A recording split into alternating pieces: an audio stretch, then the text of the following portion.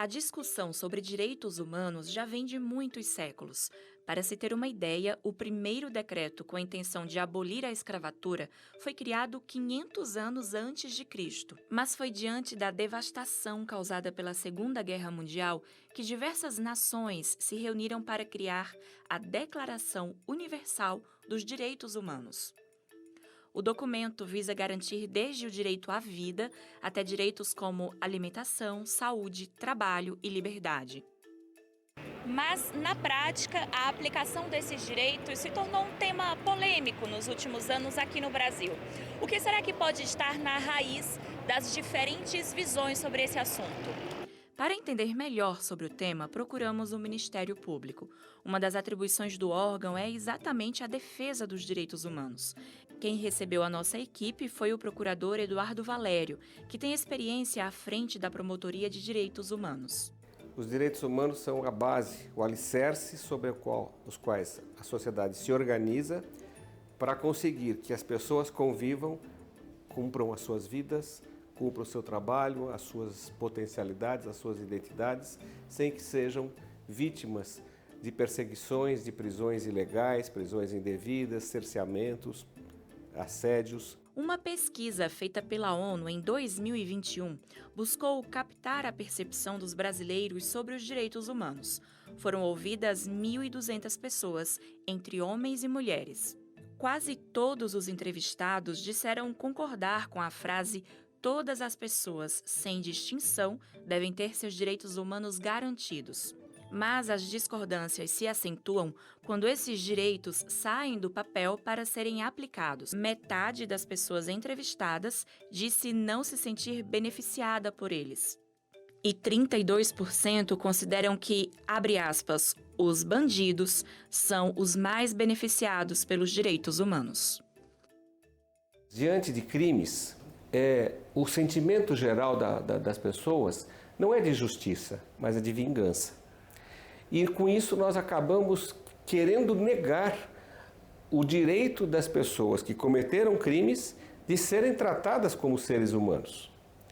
O fato delas terem erraram, foram condenadas e estão cumprindo pena, não significa que elas tenham que ser despojadas daquele mínimo de dignidade que caracteriza um ser humano, sob pena do Estado se igualar ao criminoso.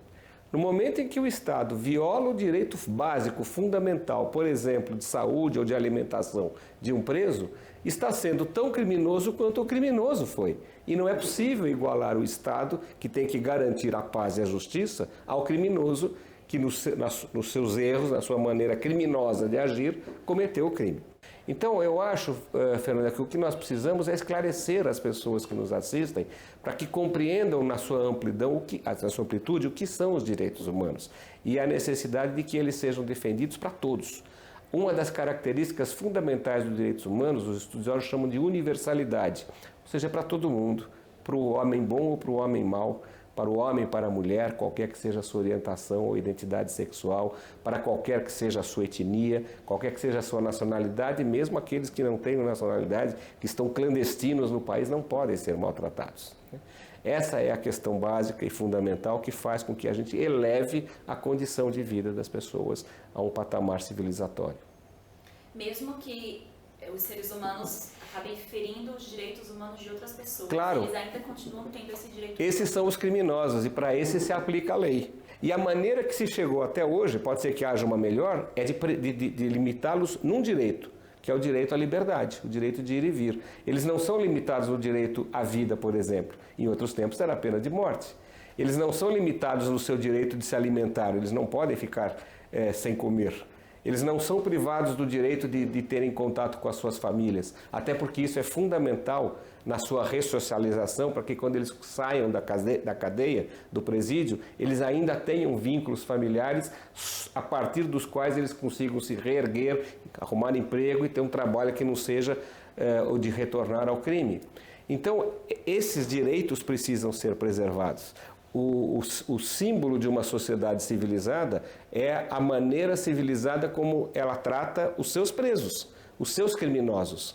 Então não se trata da impunidade, Não se trata de passar a mão na cabeça dos criminosos, mas de puni-los de acordo com a lei e nada além daquilo que a lei prevê. Não limitá-los além daqueles direitos que são previstos na lei como que os que devem e podem ser limitados. Isso é uma construção histórica na busca de um patamar civilizatório. Os pesquisadores observaram que somente 7% dos brasileiros afirmaram conhecer muito sobre o tema. E isso, segundo os pesquisadores, poderia fortalecer o discurso de invalidação da legitimidade dos direitos humanos como um todo e, consequentemente, das pessoas que os defendem.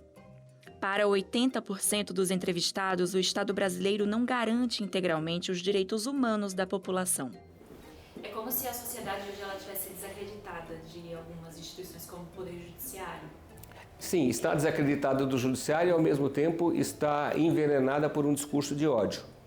E o outro deixa de ser um parceiro e passa a ser um adversário. Quando a gente vê no semelhante, com quem a gente cruza na rua ou compartilha uma vizinhança, uma relação de disputa e de ódio e não uma de cooperação e de solidariedade, nós somos uma sociedade doente e aí estamos desacreditados do ser humano. O governo brasileiro conta com um número de telefone para receber informações relacionadas à violação de direitos humanos.